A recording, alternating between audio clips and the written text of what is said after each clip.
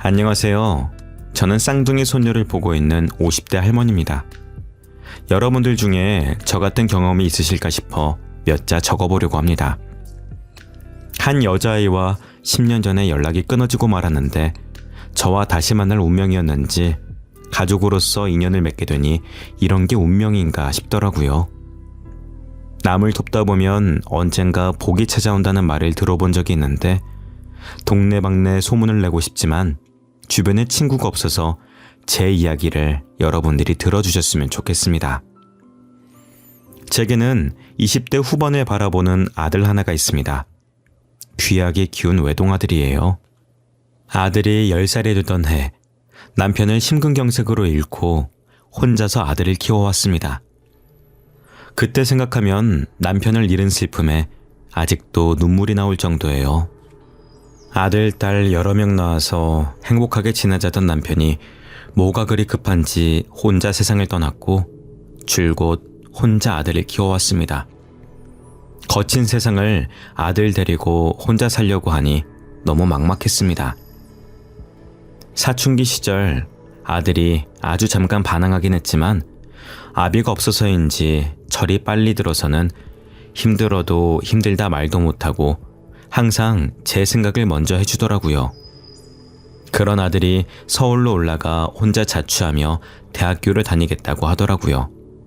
성적 맞춰서 들어간 대학교였는데 학점 따는 게 힘든지 군대를 빨리 지원해서 가버렸습니다. 그리고 제대하고 나서 공부에 손을 놔버리는 건 아닐까 걱정이 되기도 했는데 어째 자격증을 이것저것 따놓더니 졸업하고 공기업에 떡하니 붙더라고요. 이제 아들이 장가만 가면 더 이상 걱정은 없겠다 싶었습니다. 그런데 저한테 유일한 가족이 아들인지라 빨리 장가를 보내고 싶진 않았어요. 하지만 자식은 부모 팔자를 따라간다고 26살에 결혼을 하겠다며 여자를 집으로 데리고 오겠다고 통보하더라고요. 부모 마음 다 똑같겠지만 제 아들 심성이 여린 탓에 걱정을 많이 했습니다. 연애를 좀 더 해봐라. 배우자는 신중하게 골라야 된다며 며칠을 설득했죠. 사실 며느리를 잘못 들여서 패가 망신한 사연도 많이 듣다 보니 덜컥 겁이 났습니다. 아들은 확신에 차서는 꼭 이 여자 아니면 안 되겠다며 되려 저를 설득했죠. 결국 제가 어떤 여자인지 얼굴이나 보고 판단하기로 했습니다. 제가 피아노 학원을 운영하고 있었는데 학원은 주말에도 하기 때문에 시간을 맞추기가 어려웠어요. 그래도 서울에서 부산까지 내려온다는데 멀리서 오는 손님을 기다리게 할 수가 없어서 학원 문을 하루만 닫고 며느리 될 사람을 만나게 되었습니다. 아들이 도착했다고 하길래 주차장까지 내려가서 마중 나갔는데 아들 옆에 서 있던 여자가 눈이 휘둥그레져서는 제 얼굴을 뚫어져라 보더라고요. 그리곤 어찌나 부침성이 좋던지 저를 보자마자 달려와서 제게 안기더라고요. 뭐 이런 당돌한 아가씨가 다 있나 싶어서 살짝 떼어내고 인사를 했습니다. 그런데 저를 꼭 붙잡고 훌쩍거리는 게 우는 것 같았어요. 갑작스러운 행동에 저와 아들은 당황해서 어쩔 줄 몰라 하고 있었습니다. 자리에서 10분을 울던 아가씨는 그제서야 진정이 되었는지 저에게 웃으며 말을 걸었어요. 선생님, 저 정말 모르시겠어요? 저 어디서 본 적 없어요? 글쎄요, 우리가 어디서 봤으려나? 아, 혹시 우리 학원 학생이었나? 그런데 학생이 한둘이 아니라서 제가 기억을 못하겠네요. 미안해서 어쩌나. 선생님, 제 얼굴 한번 자세히 봐보세요. 진짜 떠오르는 얼굴 없어요? 옛날에 선생님이 저 되게 이뻐하셨었는데 저 약간 서운해지려고 해요. 잠깐만 가만 보자. 누가 생각나는 것 같긴 한데 누구더라? 어머, 혹시 너 지영이 아니니? 지영이 맞아? 10살 때 우리 학원 다니던 지영이니? 네, 맞아요. 저 그때 지영이에요. 선생님이 저 공짜로 피아노 가르쳐주시고 그러셨잖아요. 이게 얼마만이에요. 이렇게 만날 줄은 몰랐는데 너무 신기해요. 여자의 얼굴을 살펴보니 옛날에 알던 얼굴이 살짝 남아있더라고요. 그리고 그 아이는 제가 늘 가슴 한켠에 품고 그리워하던 아이였습니다. 당시 저는 남편과 함께 서울에서 피아노 학원을 운영했었어요. 나름 위치도 좋고 제 입으로 말하긴 그렇지만 저와 남편이 잘 가르친다고 소문이 나서 저희 학원에 등록한 학생들이 많았습니다. 저희 둘 다 이름 있는 음대를 나와서 다른 학원 선생님들보다 실력이 좋다고 자부할 수가 있었어요. 원래 친구나 남편처럼 주변 사람들과 같이 일하면 무조건 싸움이 일어난다고 하는데 저와 남편은 부부 금슬이 워낙 좋았던 터라 서로를 이해하고 살아서 싸울 일이 전혀 없었습니다. 부부 금슬은 좋았지만 이번 생에 연이 짧았는지 남편은 아들이 10살이 되던 해 심근경색으로 세상을 떠나고 말았죠. 제가 한참 우울해 있을 때 저희 학원 앞에 한 여자아이가 기웃거리고 있더라고요. 사람을 차림새만 보고 판단하면 안 되지만 아이의 옷이 다 뜯어져 있고 꾀죄죄한 게 피아노를 배울 형편은 아닌 것 같았습니다. 아이가 계속 피아노 치고 있는 친구들을 보며 부러워하길래 배우고 싶어 하는 것 같아서 아이한테 안으로 들어오라고 손짓을 했습니다. 제가 갑자기 부르자 지레 겁을 먹은 것인지 아기 고양이처럼 도망을 가더라고요. 괜히 나섰다가 아이에게 겁만 준 것 같아서 너무 미안했어요. 이틀 뒤 아이는 다시 저희 학원에 나타났고 그때처럼 앞에서 기웃기웃거리고 있는 거예요. 저는 다시 한번 용기를 내서 피아노를 가르쳐 주겠다고 말했죠. 그랬더니 입구에서 망설이다가 이내 우물쭈물거리면서 들어오더라고요. 피아노 배우고 싶어서 그러고 있었냐고 하니까 고개를 끄덕거리더라고요. 저희 아들과 나이가 비슷해 보이길래 몇 살이냐고 물었는데 아들이랑 동갑인 거였습니다. 아들이랑 동갑이라고 그러니 괜시리 더 마음이 갔던 것 같아요. 부끄러워하는 아이한테 과자도 쥐어주고 피아노도 구경시켜주면서 친해진 다음에 피아노 의자에 앉혀서 하나 둘 가르치기 시작했습니다. 어떤 날은 아이가 제 얼굴, 정확히는 제 눈을 빤히 쳐다보는 거예요.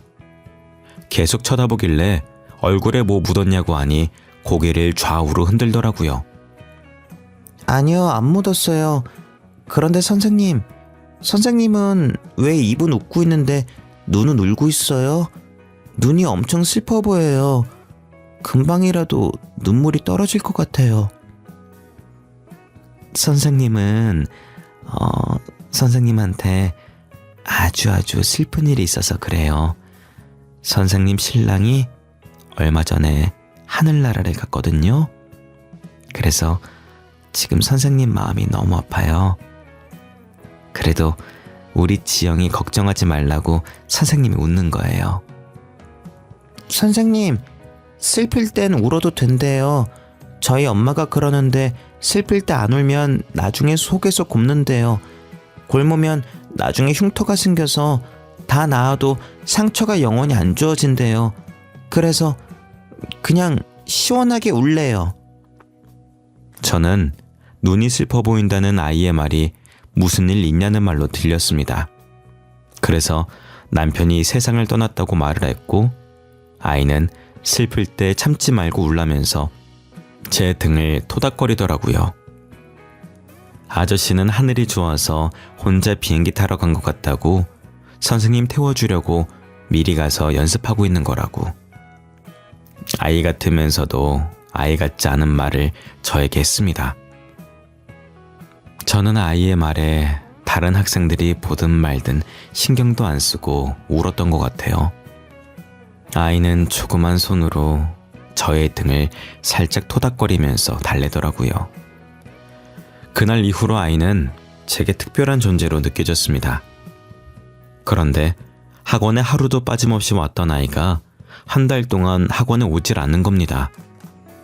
혹시 아파서 안 온 건 아닐까 걱정하고 있을 때쯤 다른 학부모들의 대화를 듣고 그 아이의 행방을 알 수가 있었어요.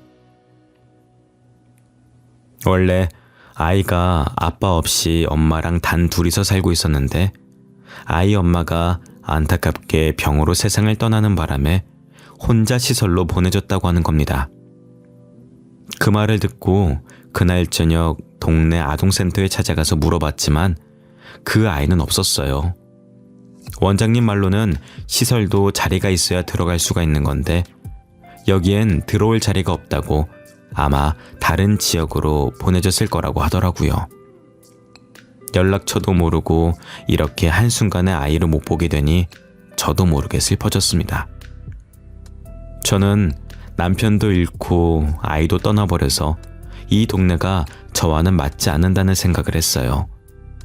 서울 곳곳엔 남편과의 추억들이 많았고 이참에 서울 말고 아들과 함께 바다가 있는 부산으로 가야겠다고 생각했습니다.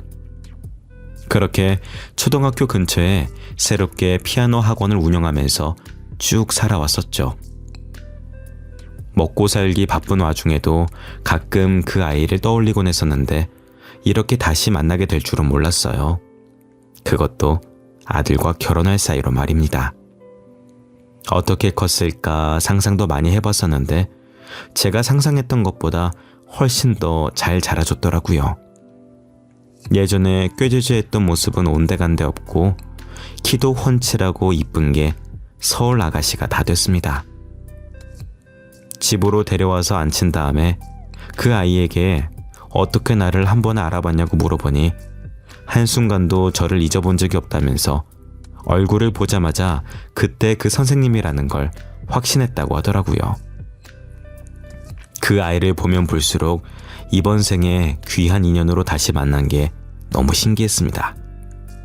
그래서 지금은 무슨 일 하고 있냐고 하니 수줍게 웃으면서 피아니스트가 됐다고 하는 거예요.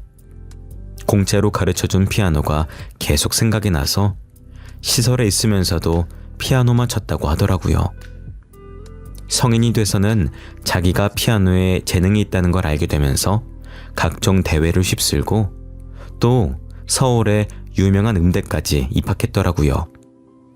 지금은 공연도 하고 다니면서 명문대 교수로 일하고 있다고 했습니다. 저는 그 아이가 성공해서 나타나니까 제 자식이 잘된 것처럼 기뻤어요.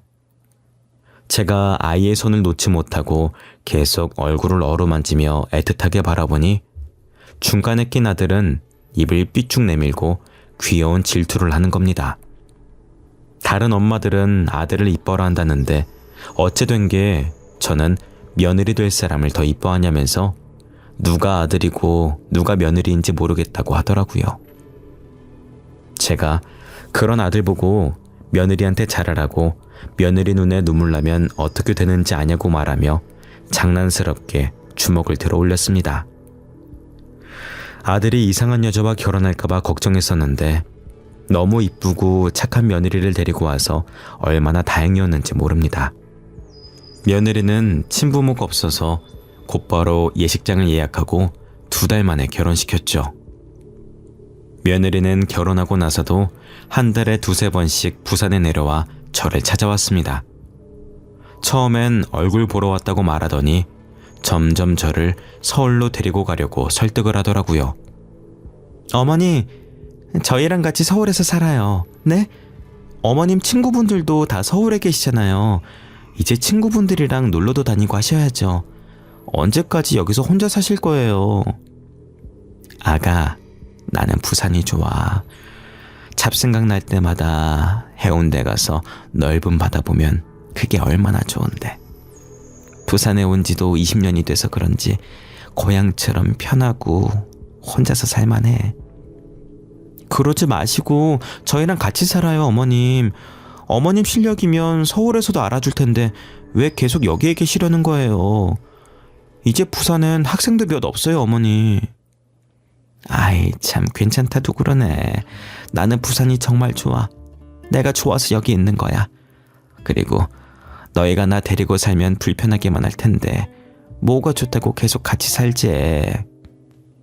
어머님 성격에 저한테 시집살이를 시키겠어요? 저는 하나도 안 불편해요, 어머니.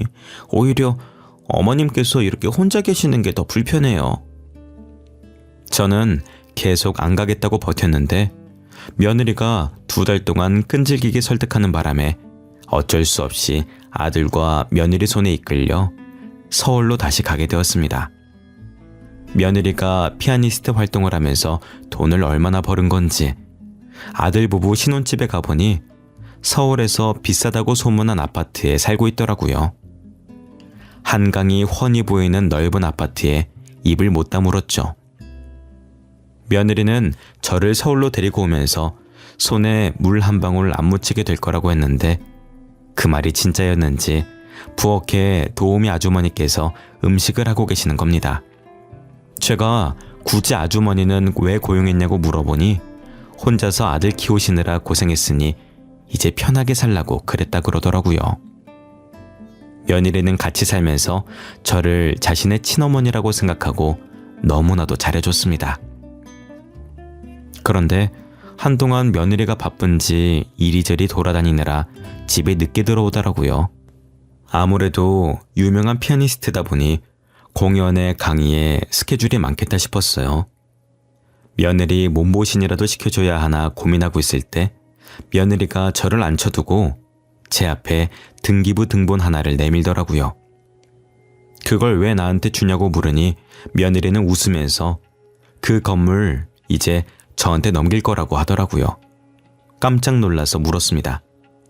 아니 아가, 이걸 왜 나한테 주는 거야? 내가 무슨 자격이 있다고. 괜찮으니까 이런 거 안 줘도 돼. 어머님, 이제 그 건물 어머님 거예요. 어머님 피아노 학원이요. 저 그 건물 따내려고 엄청 고생했어요. 밤낮 할 것 없이 뛰어다녔다니까요. 아휴, 그러면은 너가 그동안 집에 늦게 들어오고 한 게 다 이것 때문이었어? 가뜩이다 너 공연이다 강의다 바쁠 텐데 뭐하러 없는 시간 쪼개서 이런 걸. 저 없는 시간 쪼갠 거 아니에요. 남은 시간을 유용하게 잘 활용한 거죠. 여기 위치 진짜 좋아요. 저희 집에서 5분 거리인데다 근처에 중학교, 고등학교 다 있더라니까요. 알고 보니 그동안 며느리가 집에 늦게 들어온 게 저에게 피아노 학원을 차려주려고 좋은 자리가 있는지 알아보러 다니느라 그런 거더라고요. 며느리가 계약한 건물은 집 근처에다 중학교, 고등학교 같이 있어서 입시 준비하는 아이들이 오기에 딱 알맞은 위치에 있었어요. 며느리는 아직 제 나이가 창창하니까 몇 년은 더 할 수 있을 거라고 하더라고요. 사실 제가 부산에 있던 피아노 학원을 정리하면서 시원섭섭한 마음에 몇 번이나 다시 둘러봤었는데 며느리가 그걸 보고 계속 신경을 쓰고 있었나 봐요. 저를 위한 며느리의 마음이 너무 따뜻했고 고마웠습니다. 저를 위해 피아노 학원을 차려준 것도 고마운데 자신이 직접 피아노 학원 홍보도 해줬죠. 며느리는 인근 학부모들이 가입되어 있는 카페에 자기를 피아니스트로 만들어준 선생님이 이 학교 근처에 학원을 내기로 했다며 실력이 좋다고 글을 올렸더라고요. 며느리가 홍보한 덕분에 입시 준비 중인 자식을 둔 부모는 너도 나도 저를 스카우트하려고 혈안이 가득했고 제 수업 시간은 부르는 게 값이었습니다. 게다가 가끔 며느리가 직접 저희 학원을 방문해서는 실력 있는 아이들을 봐주기도 했어요. 그게 소문이 나면서 우리 학원은 가고 싶어도 못 가는 학원이 되어버렸죠. 며느리 덕에 저희 학원이 승승장구하면서 이젠 행복한 일만 남았다고 생각했었는데 반년도 되지 않아서 제게 큰 위기가 찾아왔습니다. 한창 아이들을 가르치고 있을 때 휴대폰으로 부재중 통화가 10건이나 와 있더라고요. 저는 수업할 땐 휴대폰을 보지 않는 편이라 원장실에 두고 다녔었거든요. 더군다나 모르는 번호라서 받지 않으려고 했었는데 몇 번이나 울리는 전화에 급한 일인 것 같아 받았는데 어떤 남자가 울면서 제게 어떡하냐는 말만 반복하더라고요. 저는 요즘 유행한다던 보이스피싱인 줄 알고 화내면서 끊으려고 했거든요. 저기요? 누구세요? 혹시 전화 잘못 거신 건가요? 계속 어떡하냐고만 말하시면 저보고 뭐 어쩌라는 말이에요? 엄마, 나 전화 잘못 건 거 아니야. 혹시 엄마 가진 돈 좀 있어? 나 친구한테 돈을 다 날려버렸어. 친구 찾으러 돌아다니다가 폰까지 잃어버려서 모르는 사람 전화 빌린 거야. 요즘 보이스피싱은 목소리도 잘 따라하네. 저 가진 거 없어요. 통장 잔고도 58원밖에 없는 사람이에요. 죄송하지만 사람 잘못 골랐어요. 엄마, 나 지용이라고. 장난치는 거 아니라니까? 나 진짜 지금 급하게 돈 필요해. 친구한테 사기당했어. 당장 변호사 선임해서 내 돈 들고 튄 놈 잡아야 된다고. 뭐? 너 진짜 우리 지용이야? 아니, 너 어쩌다가 사기까지 당한 거야? 지영이는 알고 있는 거야? 아니, 무서워서 지영이한테 말 못했어. 엄마한테 말하는 것도 엄청 고민하다가 말하는 거야. 나 진짜 어떡해, 엄마. 지영이가 알면 이혼하자고 하는 거 아니야? 나 지영이랑 이혼하기 싫어.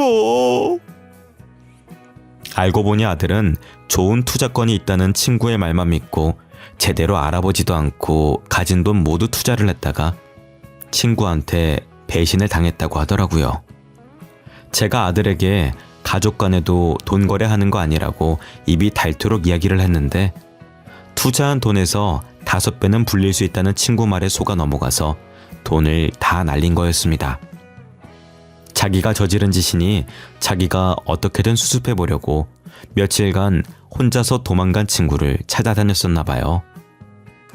친한 친구한테까지 작정하고 돈 들고 튄 사람을 무슨 수로 찾겠어요. 결국엔 친구도 못 찾고 친구 찾아다니느라 뛰어다니면서 휴대폰도 잃어버리는 바람에 어쩔 수 없이 모르는 사람 휴대폰으로 전화를 한 거였습니다. 곧 죽어도 며느리한테는 말해 못하겠다고 저한테도 절대 말하지 말라고 신신당부를 하더라고요. 며느리가 알면 그날로 갈라서야 한다고 아들 이혼하는 꼴 보기 싫으면 가만히 있으라는 겁니다.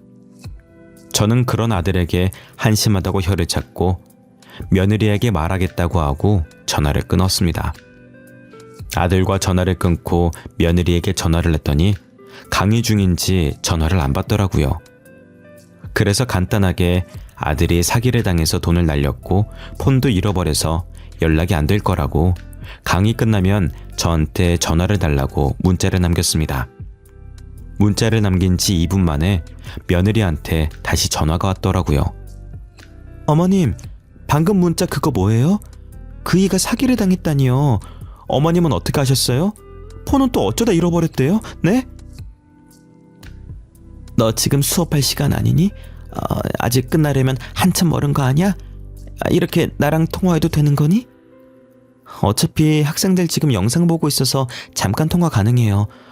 아니 근데 이게 무슨 일이에요? 사기를 당했다니? 아휴, 말도 마라. 나도 처음엔 모르는 번호로 전화 왔길래 보이스피싱인 줄 알았어. 너한테 말하면 이혼하자고 할까봐 무서워서 말도 못하겠다고 어찌나 울던지. 내 아들이지만 한심하다. 한심해. 아휴. 저는 며느리 수업에 방해되지 않게 빠르고 간결하게 아들에게 있었던 일을 말했습니다. 며느리는 일단 알겠다고 수업을 다시 들어가 보겠다고 하고 전화를 끊었죠. 그리고 수업을 마치고 다시 저에게 전화를 하더니 자기가 알아서 할 테니까 아무런 걱정하지 말라고 하더라고요. 아무래도 며느리가 잘 나가는 피아니스트다 보니 인맥이 좋았습니다. 유명한 사람들이 모임에 자주 가서 그런지 다양한 분야의 사람들을 많이 알고 있더라고요. 어떻게 알게 된 건지 경찰도 알고 있고 심지어 검사까지 친구로 두고 있다고 하더라고요. 그리고 며느리는 누구한테 부탁 같은 거 잘 안 하는 성격인데 그놈 꼭 잡아야 한다며 지인한테 조사 좀 해달라고 부탁했다는 겁니다. 며느리는 지인들을 총동원해서 무려 한 달 만에 돈 들고 도망갔던 그놈을 잡아버렸죠. 잡힌 사기꾼은 다른 곳에서 또 크게 한탕을 뛰고 그 돈들을 전부 가지고 해외로 도주할 생각이었더라고 하더라고요. 여권을 조회하니 네덜란드로 가는 항공권을 예매했길래 그 시각에 맞춰서 공항에 경찰들을 풀었습니다. 그렇게 사기꾼을 잡았는데 조사하면서도 돈을 받은 적이 없다고 뻔뻔하게 나오더라고요. 자기야, 몇 번을 말해요. 저 돈 받은 적 없어요. 제 가방 뒤져보시든가요. 경찰이라는 사람이 이렇게 무고한 시민을 막 잡아들여도 되는 거야? 응? 이 뻔뻔한 자식. 야, 내 돈 내놔. 당장 내 돈 1억 내놓으라고. 쳤단 것도 친구라고 믿은 내가 바보지. 애들이 너 손절 쳤을 때는 다 이유가 있었던 건데 내가 내 발등을 찍었다. 아, 진짜 뭐라는 거야. 네가 언제 나한테 1억을 줬어? 증거 있어? 증거 있냐고. 나한테 돈 보냈다는 증거 있으면 어디 내놔 보시든가. 네가 분명히 나한테 통장 막혔다고 다른 사람 계좌로 돈 보내달라고 했었잖아. 이게 어디서 발뺌이야. 참나, 네가 다른 사람한테 1억 보내놓고 나한테 보냈다고 하는 거잖아. 괜히 나 사기꾼으로 만들려고 수 쓰는 거 봐라. 어? 야, 어디서 생사람을 잡아? 하필이면 아들이 다른 사람 계좌로 돈을 보내버리는 바람에 일이 쉽게 해결되지 않았습니다. 사기꾼은 계속해서 자기는 돈을 받은 적이 없다고 귀찮다는 듯이 손으로 귀를 파면서 말하더라고요. 발장 끼고 가만히 듣고 있던 며느리는 증거 가지고 오면 되는 거냐고. 그럼 자기가 증거를 가지고 올 테니까 이 사기꾼 입국 금지를 시켜달라고 하고 경찰서를 나왔습니다. 경찰서를 나오자마자 자신과 친한 변호사를 찾아갔고 아들 통장에 찍힌 이체 내역과 사기꾼과 주고받은 문자를 증거로 제출해서 고소를 진행시켰죠. 변호사 비용도 다 며느리가 대줬고 시간과 돈이 얼마가 들든 자신이 상대를 잘못 골랐다는 걸 느끼게 해줘야 된다면서 사기꾼의 코를 제대로 밟아주겠다고 이를 갈고 있더라고요. 거기다 SNS에 혹시 이 사람한테 사기를 당한 피해자가 있다면 자신이 고소비용 다 대주겠으니 연락해달라고 글을 올렸더라고요. 며느리가 이렇게 재빠르게 행동한 덕분에 피해자들을 모아서 단체로 고소장을 올렸습니다. 다행히 남편의 문자 속에 사기꾼이 자신의 통장이 막혀서 다른 계좌로 넣어달라는 내용이 있었고 그게 증거로 정상 참작되어 사기꾼은 유죄를 선고받았습니다. 그 사기꾼은 이전에도 사기친 전과가 많아서 교도소에 한번 간 적이 있다고 하더라고요. 그런데 아직도 정신을 못 차리고 이번에도 사기를 많이 치고 다녀서 다시 교도소에 들어가게 되었습니다. 아들은 재판이 끝난 뒤 재판장을 나오면서 며느리의 눈치를 받고 저도 모자란 아들내미 때문에 눈치가 보여서 며느리 눈치 보며 아들에게 한 소리를 했죠. 너 마누라 잘 둔 줄 알아. 지영이 아니었으면 어쩔 뻔했어. 눈앞에서 사기꾼 풀어줄 뻔했잖아. 너 이제 곧 30이야. 제발 철 좀 들어. 어? 앞으로 또 사고 치지 말고. 알겠어?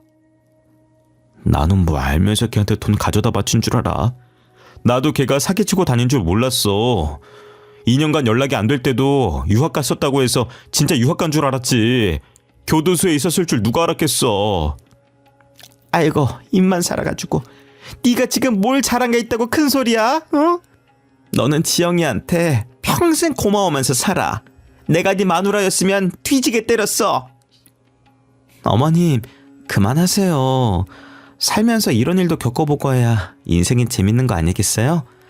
이렇게 한번 호되게 당해봤으니까 다시는 같은 실수 안 하겠죠. 안 그래, 여보? 며느리는 화낼 법도 한데 화내긴커녕 오히려 이렇게 살아야 인생이 안주로한 법이라고 대신 같은 실수만 반복하지 말라면서 웃더라고요. 그런 며느리를 보면서 제 인생에 이런 귀인은 다시 없을 것 같다는 생각이 들었습니다. 당시엔 정말 며느리가 저와 아들을 지켜주려고 신이 보낸 것 같더라고요. 그렇게 저희 집에 한바탕 큰일이 지나가고 나니 더 큰일이 저희를 기다리고 있었습니다.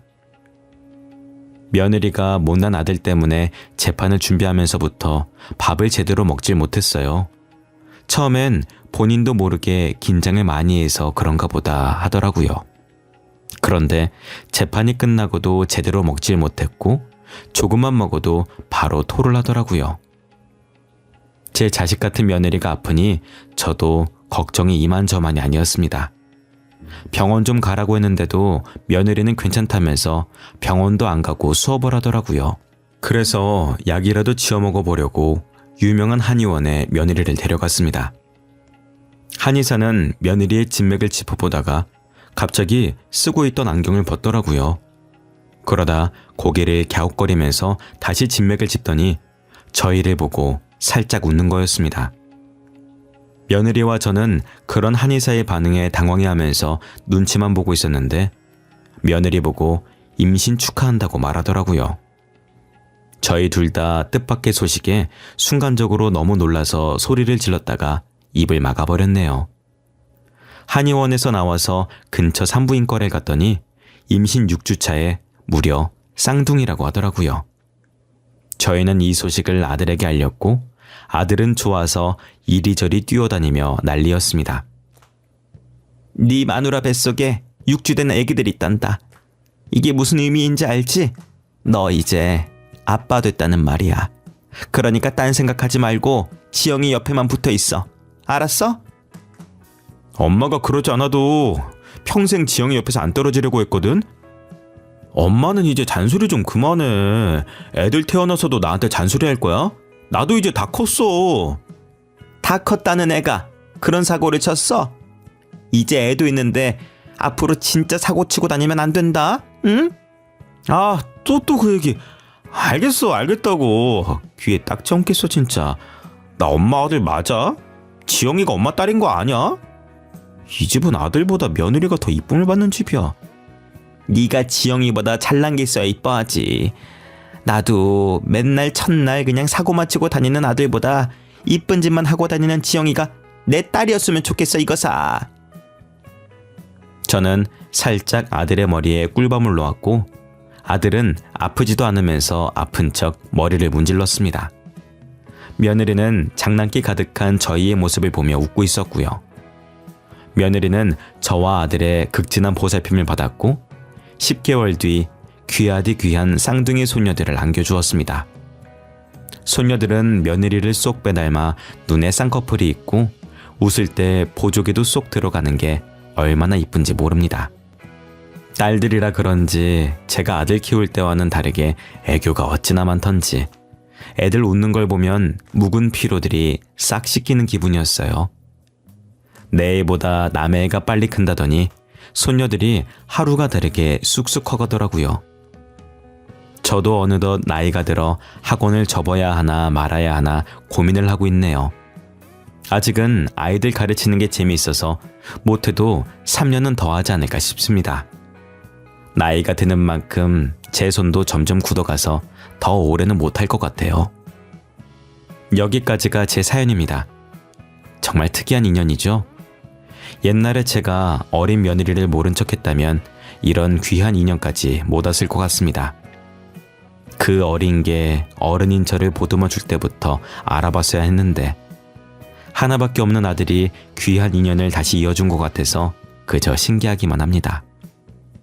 손녀가 쌍둥이라 힘이 들긴 하지만 하루하루가 정말 행복합니다. 먼저 간 남편도 하늘에서 웃고 있을 것 같습니다.